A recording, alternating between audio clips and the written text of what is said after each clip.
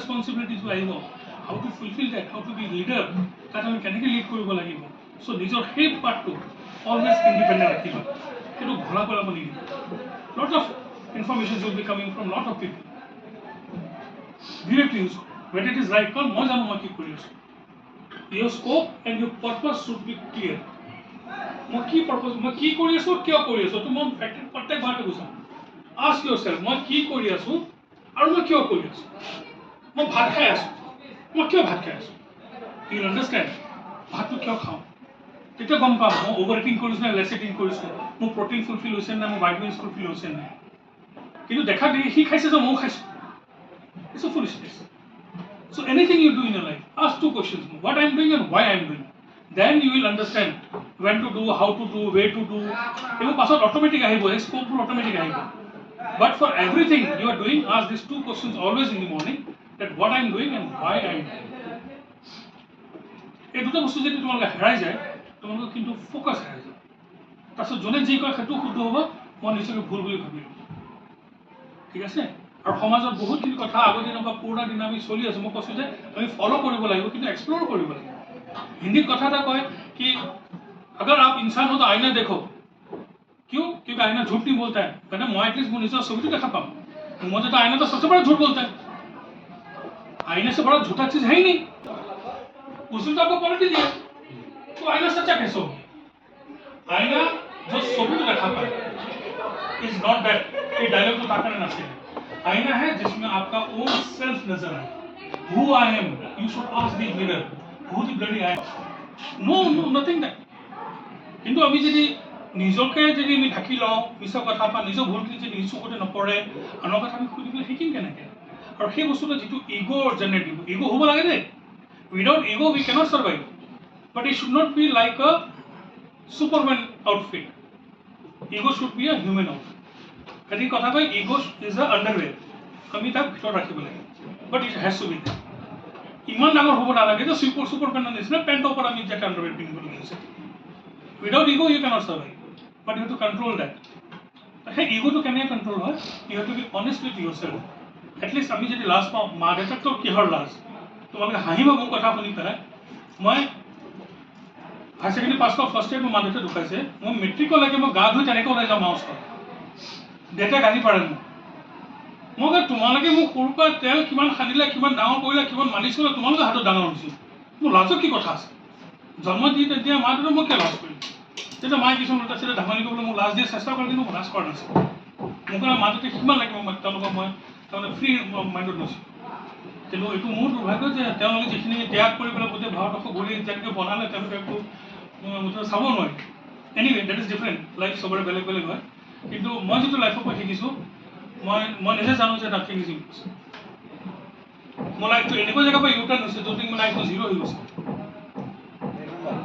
এই কথাবিলাক কিন্তু গুৰুত্ব সহকাৰে ক'বা। মোৰ লাইফ জিৰ' হৈ গৈছিলে। আজি তোমালোকে দেখিছিলোঁ খিলাকতি ক'লা হয়নে, কাৰণ মই কেতিয়াও মই তোমালোকৰ নিচিনা বহিব নোৱাৰোঁ। মই সদায় এনেকৈ বহি থাকিব লাগে।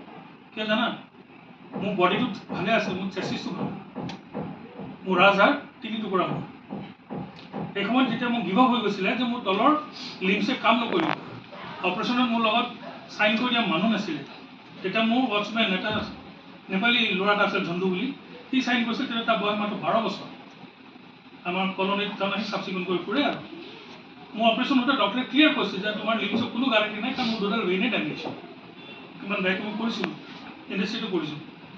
যিকি নহওক, মই ভাবিছোঁ কেনেকৈ নহ'ব, let me challenge.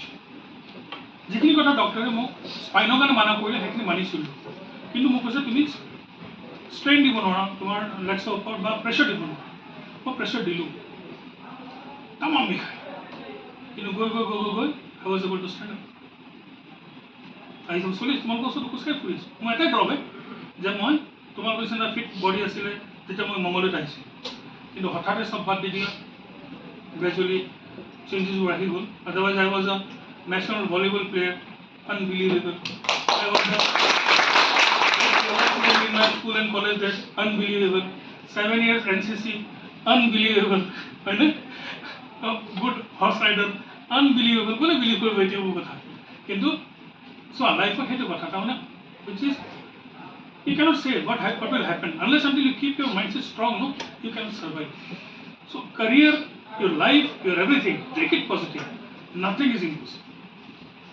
Nothing is impossible. I তোমালোক অসমীয়া ল'ৰা ময়ো অসমীয়া ল'ৰা ডিফাৰেঞ্চ এইটো মোৰ জন্ম আৰু মোৰ এভৰিথিং ইজ আউটছাইড লাইক মই গোটেই ভাৰতবৰ্ষ ঘূৰি পেলাই মই অসমত আহিছোঁ যদিও মই দেউতা কিছুমান কথা পাহৰি নাযাওঁ ক'লোঁ নকৰা কামবোৰ কৰি শিকিবা প্ৰথম বৰশী পাইছোঁ ৰ'দত থিয় হৈ পেলাই নিশ্চিত গালি পাইছোঁ তোমাৰ লাজ নালাগে কৈছোঁ ৰ'বাচোন তোমাৰ লাজ নালাগে গাঁৱলীয়া পোৱাৰ লগত তোমাৰ তুমি মাথাৰ ওপৰত বৰশী পাইছা তুমি কি কৰি আছা মই চুপ থাকা মই কি কৰিছোঁ অমিতাভ বচ্চন নিচিনা চোলাটোলৈ গাঁঠি মাৰি গৈছোঁ মোচৰা হ'ব লাগিব ন বাৰিষা দিন চচুবোৰে হাঁহিছে মই কি কৰিবা মোক ৰ'বা মাছ মাৰিম বোকাখন খান্দি লৈছোঁ মছুৱাৰা গেট আপ ন ফিটো অনা চাহিয়ে না বৰশী লৈছোঁ চচুৰাই কৈছে যাব দি যোৱা বিচাৰিছে কৰিব দিয়াচোন তেওঁ বৰশীটো বান্ধি মই ধ্যানছে চাইছোঁ কেনেকৈ বান্ধিছে বৰশী লৈ গ'লোঁ মই কালভাৰটোৰ ওপৰত আমাৰ সেইফালে বহুত মাছ চোতালৈকে মাছ আহে বাৰু বাৰিষা দিনত দিছোঁ মই চাই আছোঁ কেনেকৈনো খুব পুঙিটো দুখ খাই গ'ল টান মাৰি দিওঁ মই পুঙিটো দুখ খাই টান মাৰি দিছোঁ মাছটো ইপাৰ পৰি সিপাৰ পৰি তাত আমাৰ বোৱাৰী কাটি গ'ল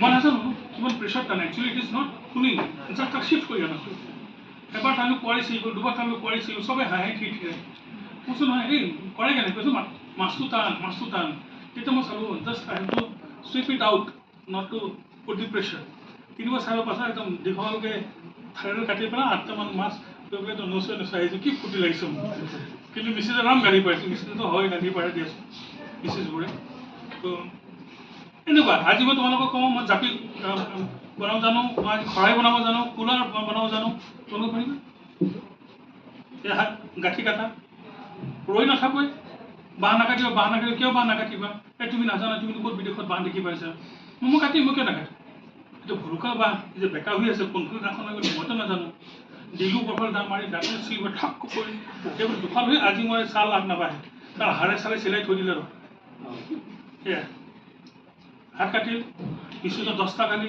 তেনেকৈ পলৈ গৈছে ডক্টৰৰ ওচৰত একদম উৎপাতকৈ চিলাই হাড়ে চালে চিলাই দিলে 15 দিনৰ পিছত ঠিক হ'ল মইতো নাই ভাই মইতো কাটি আছে তোৰ কাৰণে যদি মোৰ হাত কাটিছে তোৰ বেয়া তাৰপাছত দ্বিতীয় দিন হাত চাত ভাল হোৱাৰ পাছত 7ডাল মই ভুলকাবা অকলে কাটি কান্ধত তুলি চোচৰাই লৈ আহিছোঁ হেঁপাহ কিহৰ চালা তই মোক কিয় চাল বদনাম ইট ইজ এ চেলেঞ্জ মই লাইফত তেনেকৈ লওঁ মুচি তাতো বহিলেও মই চাওঁ মুচি কেনেকৈ চিলাইছে তই এটা মানুহ মুচি হৈ পেলাই তই চিলাব পাৰিছ মই এটা শিক্ষিত মানুহ কিয় চিলাব নোৱাৰোঁ তোৰ ভাল টেকনিক ল'ব পাৰোঁ ভাল আইডিয়া ল'ব পাৰোঁ ঠিক আছে এইবোৰ কথা সদায় মনত ৰাখিবা আৰু এটা ডাঙৰ কথা মই ক'বলৈ পাহৰিলোঁ আজি ক'ম বুলি ভাবিছিলোঁ সেইখিনি কৈ দিওঁ এতিয়া আমি কিমানজন মানুহ আছোঁ এৰাউণ্ড 60 অ'কে মই আছোঁ তাত এখাত আছে আমাৰ গোটেইখিনি মানুহৰ ভিতৰত কমন বস্তু দেখি